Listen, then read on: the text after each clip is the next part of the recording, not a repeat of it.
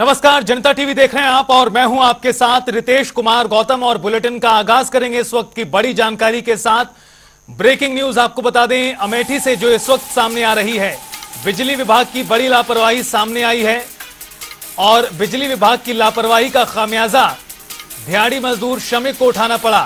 Sit down के बावजूद line चालू कर दी गई। 11,000 वोल्ट की लाइन चालू होने से चपेट में आया दिहाड़ी मजदूर और बुरी तरह से घायल हुआ है श्रमिक, जिसे अस्पताल में भर्ती कराया गया। अमेठी से इस वक्त की बड़ी खबर आपको बता दें, जहां बिजली विभाग की लापरवाही का खामियाजा एक श्रमिक को उठाना पड़ा। दरअसल काम करने के दौरान सिट डाउन के बावजूद 11,000 वोल्ट की लाइन को चालू करने से श्रमिक उसकी चपेट में आ गया।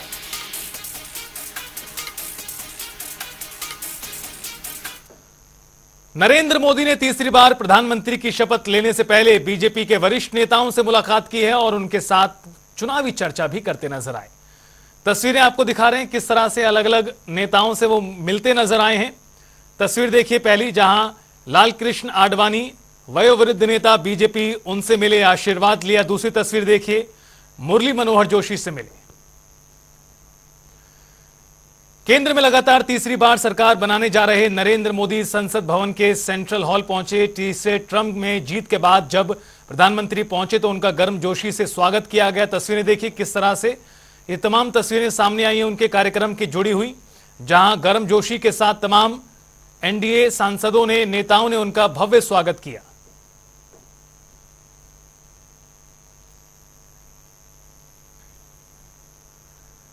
संसदीय दल की बैठक में शामिल होने के बाद प्रधानमंत्री नरेंद्र मोदी ने वहां मौजूद तमाम एनडीए सांसदों को संबोधित भी किया। देखिए, महान लोकतंत्र की ताकत देखिए कि एनडीए आज देश में 22 राज्यों में लोगों ने उनको सरकार बनाकर के सेवा करने का मौका दिया।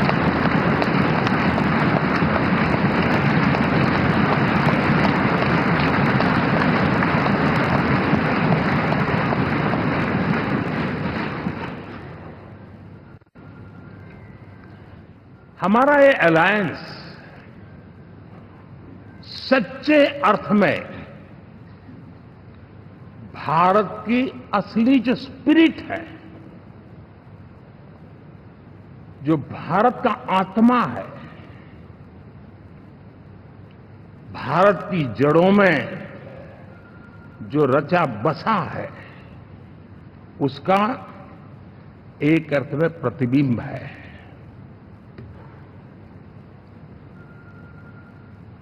और मैं इसलिए कह रहा हूं कि थोड़ी नजर करें, हमारे देश में 10 ऐसे राज्य जहां हमारे आदिवासी बंधुओं की संख्या प्रभावी रूप से है, निर्णायक रूप से है, जहां इस आबादी आदिवासियों की ज्यादा है। ऐसे 10 राज्यों में से 7 राज्यों में एनडीए सेवा कर रहा है।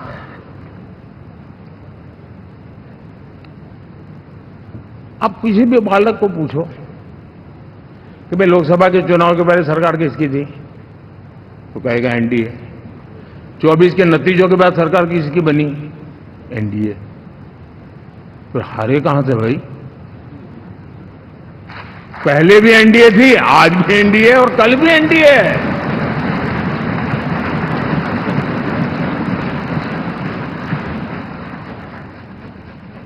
आप सोचिए,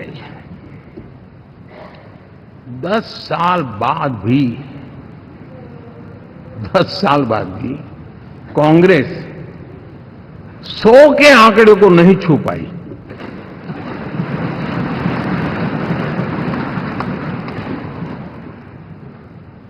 और अगर मैं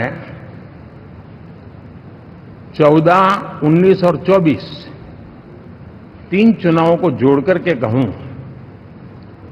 कांग्रेस के 3 चुनाव जोड़ूं, तो इन 3 चुनावों में जितनी सीटें मिली है उससे ज्यादा हमें इस चुनाव में मिली है। एनडीए और उनका देखें, इवन नामांकन में जाएंगे तो भी आपको देखेगा उनका चुनाव प्रचार, उनका नामांकन, हम लोगों का एक एक दृश्य देख लीजिए और उनका एक एक दृश्य देखिए, कितना बड़ा अंतर है। हर चीज में उनका कैरेक्टर दिखाई देता है। और क्या रहा, फोटो ऑप के लिए तो उन्होंने अलायंस घोषित कर दिया, लेकिन कितने ही राज्यों में वो आपस में लड़ते रहे हैं, चुनावी जंग में एक दूसरे की पीठ में छुरा भोंकते रहे हैं। कभी उन्होंने कहा कि ये तो हमारा वैचारिक अलायंस है, वो विचार लेवल पर ठीक है, बाकी नीचे तो हमारा अपना हम तैयार करेंगे। और अब फिर उन्होंने कहा कि भाई हम तो सीट के आधार पर अलायंस करेंगे, टोटल न भी करें, ये भी खेल खेला। और अभी अभी तो चुनाव पूरा शुरू कर दिया कि ये तो हमारा अलायंस लोकसभा के चुनाव के लिए ही था, बाद में नहीं है, ये भी शुरू कर दिया। यानी मैंने बहुत पहले कहा था कि आप देख लेना 4 जून के बाद बिखराव शुरू हो जाएगा, और वो शुरू हो चुका है। इसका मतलब ये हुआ कि वो सिर्फ और सिर्फ सत्ता सुख के लिए एक दूसरे का साथ देने की कोशिश करते थे, लेकिन उनमें उनका अगर स्वार्थ निश्चित होता तो साथ देना, वरना नहीं देना, ये कैरेक्टर था। मैं जितना आपका आभार व्यक्त करूं उतना कम, और मैं विश्वास दिलाता हूं कि मैं आपकी आशा अपेक्षाओं को पूरी करने में, परिश्रम करने में कोई कमी नहीं रखूंगा। वन लाइफ वन मिशन, और वो है मेरी भारत माता। ये मिशन है 140 करोड़ देशवासियों के सपनों को पूरा करने के लिए खप जाना।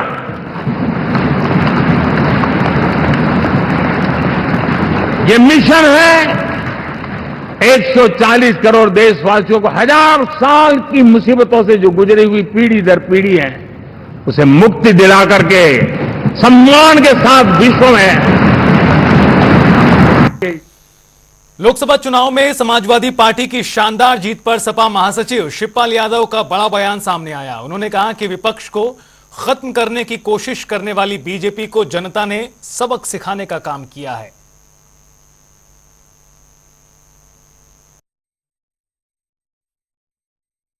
समय चुनौतियां तो थी भारतीय जनता पार्टी के सामने, और चुनौतियां इसलिए भी थी, Bharatiya Janata party ED, CBI, income tax के द्वारा सबको डराना, धमकाना और पूरी तरह से विपक्ष को ख़त्म करना। और यहाँ तक कि इन्होंने तो नारा दे दिया था 400 पार। तो ये सीधा सीधा तानाशाही के रास्ते पर जाकर के संविधान को बदलना।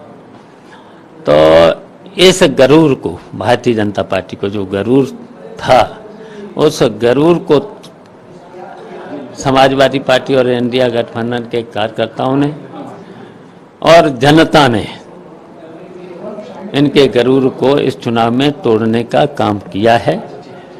और समाजवादी पार्टी को 37 लोकसभा सदस्य जिताने का जो काम किया है, ऐतिहासिक जीत जो हुई है, इसके लिए उत्तर प्रदेश की जनता पूरी तरह से खुश है। और खासकर समाजवादी पार्टी के, इंडिया गठबंधन के लोग और जनता पूरी तरह से भारतीय जनता पार्टी के हारने से खुश है।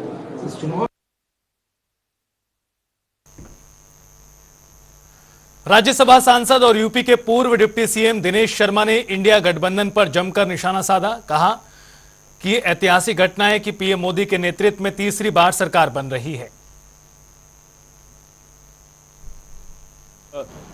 जो समीक्षा का विषय है, अभी बड़ा शुरुआती दौर है, और शुरुआती दौर पर केवल एक ही लक्ष्य है कि मिलकर एक अच्छी सरकार का गठन हो, और गठन के बाद जहां भी कमियां होती हैं, जो भी एक कैडर बेस्ड संगठन होता है, वो बड़े आसानी के साथ में इन सारी चीज़ों पर विजय प्राप्त करता है। और मोदी जी तो अपराजय रहे हैं, अपराजित रहे हमेशा से, और उनके नेतृत्व में जब भी चुनाव लड़ा गया है उसमें विजय ही मिली है। तो आज भी एनडीए की विजय ही है। आज जो लोग 100 का आंकड़ा नहीं पार कर पाए वो जश्न मना रहे हैं, और जो लगातार मतलब 10 साल के बाद भी सरकार बना रहे हैं, उनको वो तुलना कर रहे हैं। ये इससे बड़ा हास्यास्पद इस लोकतांत्रिक देश में क्या हो सकता है कि विपक्ष अभी भी सब मिलकर भाजपा के बराबर नहीं है और उसके बाद वो जश्न मना रहे हैं, और जो बीजेपी अकेले उन सबसे ज्यादा है और एनडीए उन सबको मिलाकर ज्यादा है। तो मैं कहूंगा कि ये गर्व की बात है कि मोदी जी के नेतृत्व में तीसरी बार एनडीए ने सफलता पाई है।